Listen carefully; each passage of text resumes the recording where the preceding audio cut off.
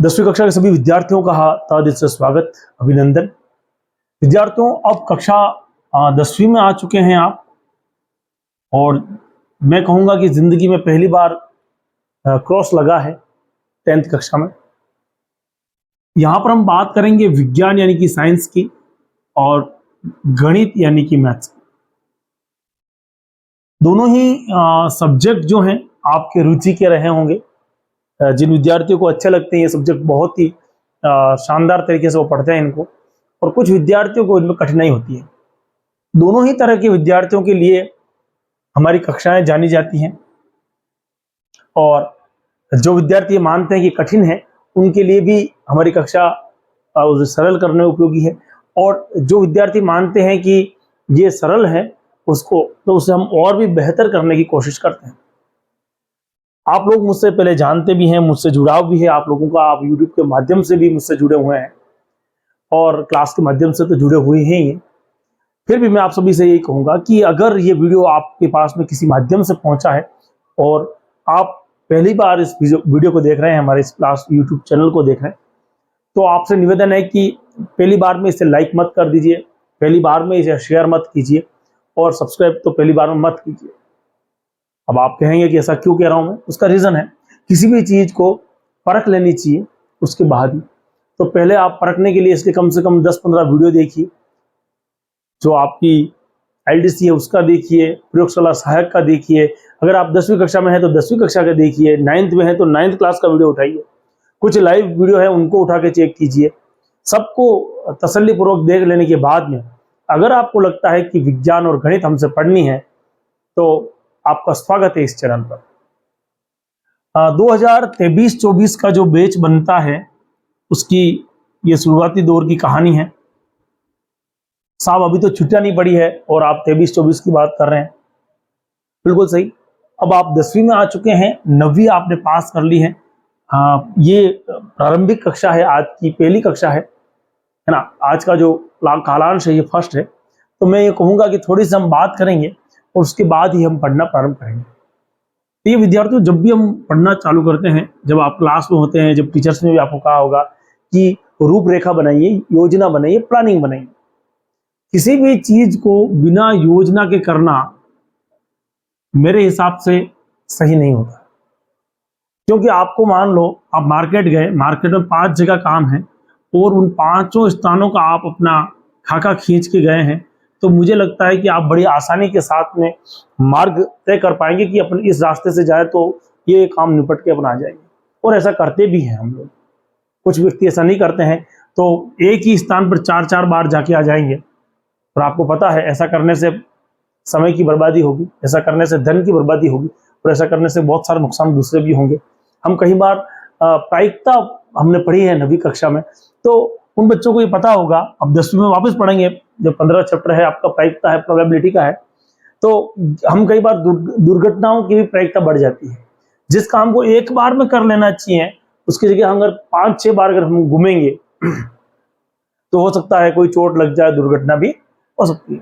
तो जिंदगी में छोटे से काम के लिए भी प्लानिंग की जाती है। मैं तो यहाँ तक भी कहता हूँ जो विद्यार्थी ऑफलाइन क्लास में पढ़ते हैं उनको भी, कि एक छोटे सा प्रोग्राम होता है, बच्चे के जन्म होता है और ढूंढोत्सव होता है हमारे राजस्थान में। उसमें भी हम योजना बनाते हैं कि कौन से परिवार से बुलाना है, फूफा जी को कब बुलाना है, बुआ जी को एक दिन पहले बुलाना है, इसमें कौन सा मेन्यू रहेगा, कौन सा। वो एक छोटा सा प्रोग्राम होता है जिसके लिए इतनी बड़ी योजना तैयार की जाती है। विवाह शादियों में भी आपने योजनाएं देखी होगी। तो विद्यार्थियों, ये तो मैं कहूँगा कि पूरे जीवन की योजना है। जब भी आप 10वीं कक्षा में बैठेंगे या जब भी अपने जीवन में कहीं जाएंगे तो पूछेंगे आपको लोग कि 10th का क्या परसेंट रहा, क्या रिजल्ट रहा। उस समय हर बार आप ये नहीं कह सकते कि मेरी तबीयत खराब थी, मेरा इस कारण से रिजल्ट नहीं रहा, मैं पहले से तैयारी नहीं कर पाया था इस कारण रिजल्ट नहीं रहा। तो समय एक लिमिट के लिए होता है, 12 महीने के 10 महीने के आसपास आपको समय मिलेगा, उसी के दौरान आप सर्वश्रेष्ठ कर लेंगे। और आप ही में से कोई विद्यार्थी 98 बनाएगा, कोई 99 बनाएगा, कोई 99.99 तक भी जाएगा, 100% तक जाएगा। और आप ही में से कुछ विद्यार्थी पुनः प्रयास करने के लिए और अग्रसर हो जाएंगे।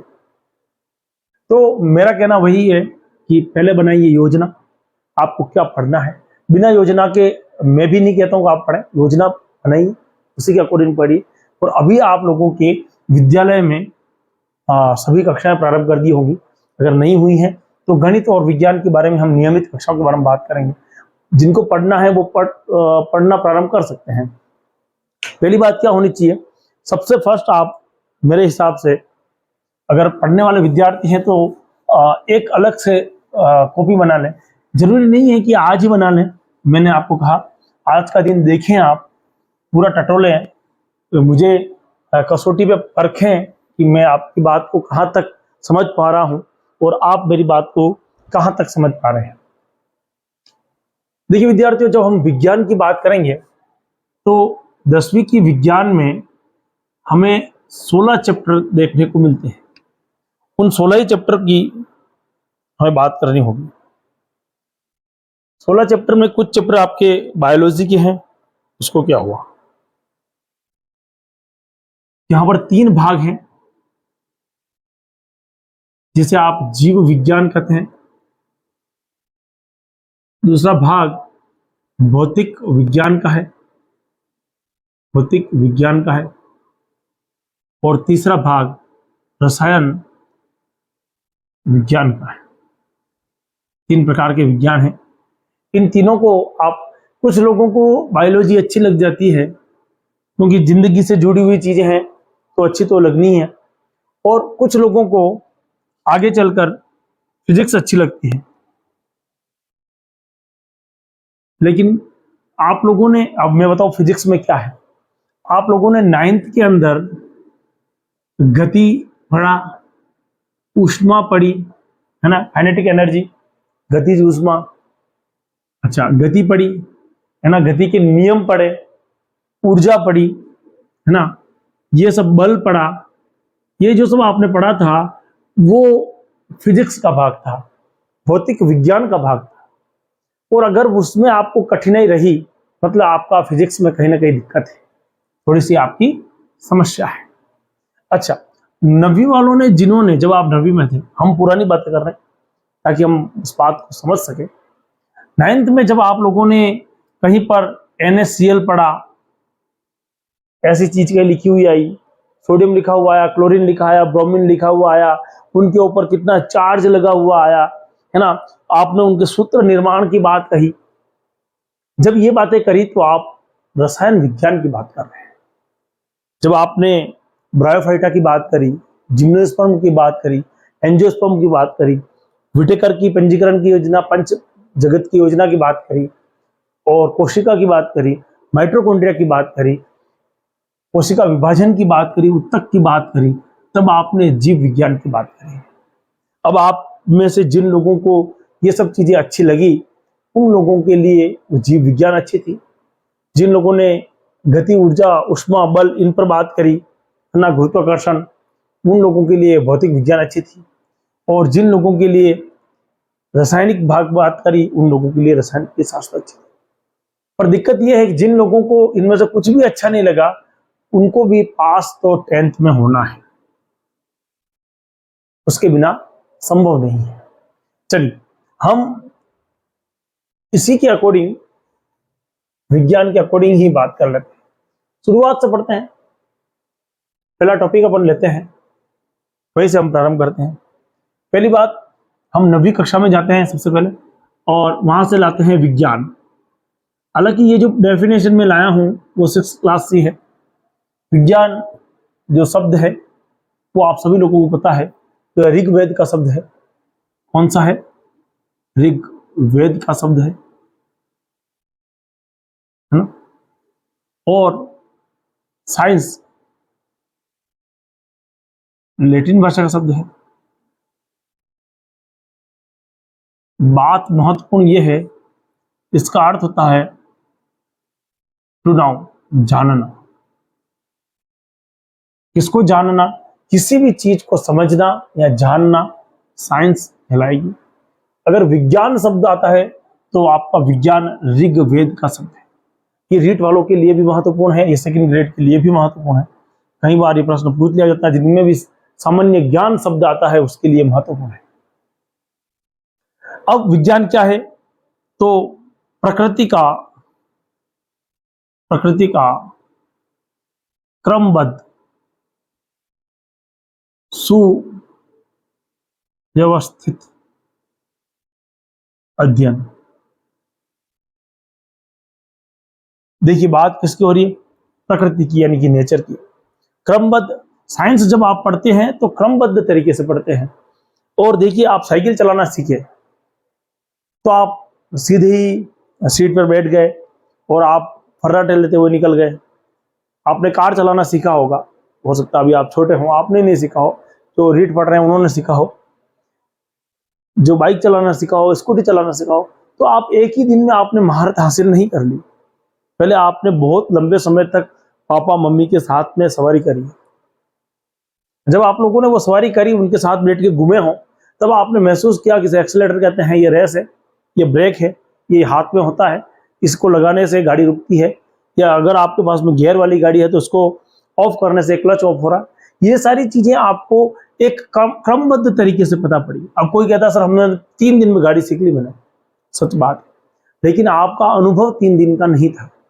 आपका अनुभव उस दिन का था जब पहली बार आपने जन्म लिया, उसके बाद जन्म लेने के बाद पहली बार आप गाड़ी पे बैठे, जब आप अबोध थे, आपको पता भी नहीं था। उसके बाद धीरे धीरे आप बड़े हुए, आपने गाड़ी के साइलेंसर को आपने छुआ, आपका हाथ जला होगा, उस दिन से लेकर भी आपको अनुभव था। यानी कि आपको एक क्रमबद्ध तरीके से धीरे धीरे धीरे उस चीज के बारे में पता लगा। और सुविकसित का मतलब, सुव्यवस्थित का मतलब क्या हो गया? व्यवस्थित ढंग से, है ना। आप लोग देखना कि घर के अंदर भी जब आप पढ़ने बैठते हो और किताबें सुव्यवस्थित ढंग की नहीं है, कोई बुक कहाँ पड़ी हुई है, किसी बुक में से पेज फाड़ लिए हैं, कोई बुक किसी दूसरे को दे दी है, तो आप अध्ययन नहीं कर पाएंगे। थोड़ी देर बाद में आपको बस ही आएगी और आप कहेंगे यार कल देखेंगे। तो व्यवस्थित होना जिंदगी में बहुत जरूरी है। तो प्रकृति का क्रमबद्ध सुव्यवस्थित ज्ञान क्या कहलाता है? विज्ञान कहलाता है। क्या कहलाता है? विज्ञान कहलाता है। ये हम लोगों ने 9th में पढ़ लिया था। हमने यहां तक भी बात कर ली थी कि जो विज्ञान है वो मूलतः, विज्ञान को अगर हम बांटें तो मोटी मोटा तौर पे हम इसे रसायन, भौतिक और जीव विज्ञान में विभक्त कर सकते हैं। बार बार जीव विज्ञान का जिक्र आएगा, समझ लेना। जीव विज्ञान की भी कुछ आगे जाके आप भाग करेंगे, जंतु विज्ञान और पादप विज्ञान। अच्छा, ध्यान देना कि जीव विज्ञान का जो जनक है वो अरस्तु है, और जंतु विज्ञान का जो जनक है वो भी अरस्तु है, जबकि पादप विज्ञान का जो जनक है वो थियोफेस्टस है।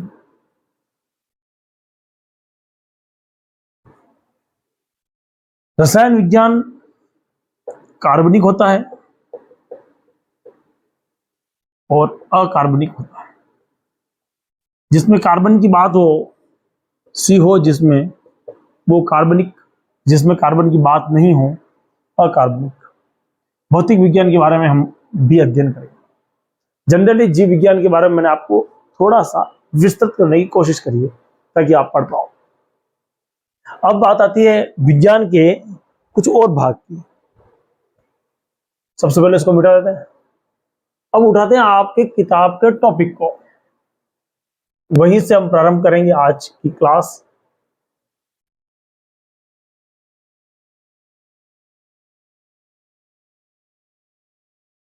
सबसे पहले हम जाते हैं आपकी क्लास में। देखिए कक्षा के अंदर जाते हैं तो आपके पास में 16 अध्याय हैं। अध्याय कितने हैं? अध्याय है आपके पास 16। पहला अध्याय है रासायनिक अभिक्रिया और समीकरण, केमिकल रिएक्शन। रासायनिक अभिक्रिया की जब बात होती है तो आप ये समझ लीजिए कि महत्वपूर्ण टॉपिक आपके पास में होगा। आपको सबकी जो 9th कक्षा में आपने पढ़ा वो सबका सब आपको याद करना है। अब दूसरा पार्ट आता है अपने पास में अम्ल और क्षार, एसिड बेस। अम्ल क्षार, बहुत ही बेहतर टॉपिक कहूंगा मैं, एक बार आप इसे अवश्य पढ़ेंगे तो मजा आएगा। धातु और अधातु, तीसरा टॉपिक धातु अधातु, ये सभी केमिस्ट्री के पार्ट हैं। चौथा कार्बन, ये भी केमिस्ट्री का पार्ट है। तत्वों का वर्गीकरण, पांचवा है तत्वों का वर्गीकरण। ये टॉपिक जो हमारे पास 5 बनते हैं, ये सभी रसायन शास्त्र यानी कि रसायन विज्ञान की है। अब बायोलॉजी में देखिए जैव प्रक्रम, छठा पाठ। सातवां देखिए नियंत्रण। आठवां देखिए जीव जनन कैसे करते हैं, रिप्रोडक्शन। नौवां अनुवांशिकी, बहुत इंपॉर्टेंट मस्त चैप्टर है, आराम से आप पढ़ पाएंगे अनुवांशिकी को। और उसके बाद आता है, फिर आती है फिजिक्स। फिजिक्स को ये बायोलॉजी है ना, ये आपकी फिजिक्स। फिजिक्स की अगर मैं बात करूं तो 10वां चैप्टर आपके फिजिक्स का है। मानव नेत्र 11वां चैप्टर है। हाँ, इसका कुछ पार्ट बायोलॉजी के अंदर चला जाएगा आपके, क्योंकि अपन जब नेत्र की बात करेंगे, नेत्र गोलक की बात करेंगे, है ना, तो वो पूरा का पूरा किसमें जाएगा, 11 चैप्टर जो है 10 में जाएगा। इसका 12वां चैप्टर जो है वो भी विद्युत। 13वां चैप्टर विद्युत चुंबकीय प्रभाव। अच्छा, 14 ऊर्जा के स्रोत। ऊर्जा के स्रोत को आप बायोलॉजी मान के चलो, 14वां चैप्टर में, बहुत अच्छा चैप्टर है। 15वां हमारा पर्यावरण, बायोलॉजी ही है। और संसाधन 16वां भी बायोलॉजी है। हालांकि ये तीनों पार्ट बायोलॉजी के अंदर पढ़ना है, थोड़े इजी हैं, इसलिए मैंने इनको अलग कर दिया। अब जिन लोगों को केमिस्ट्री अच्छी लगती है वो रसायन शास्त्र के अंदर 5 चैप्टर लेके बैठेंगे। जिनको फिजिक्स अच्छी लगती है वो 4 चैप्टर लेके बैठेंगे।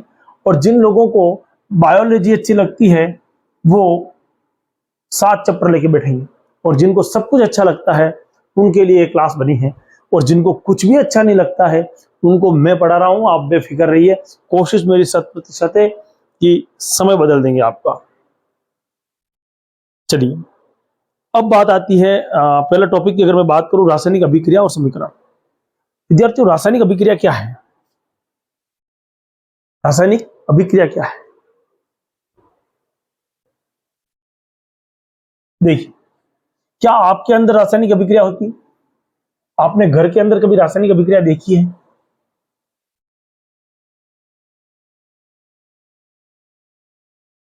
पहले बात को समझते हैं। रासायनिक अभिक्रिया, देखो रासायनिक अभिक्रिया क्या होती है, जहां पर भी क्या हो, रसायनों की अभिक्रिया हो या रसायनों का परिवर्तन हो, कह सकते हैं रसायन का परिवर्तन। याद करो, सुबह से लेकर अब तक आपके जीवन में क्या परिवर्तन आया? सुबह आप उठे, वो रासायनिक परिवर्तन नहीं था क्या?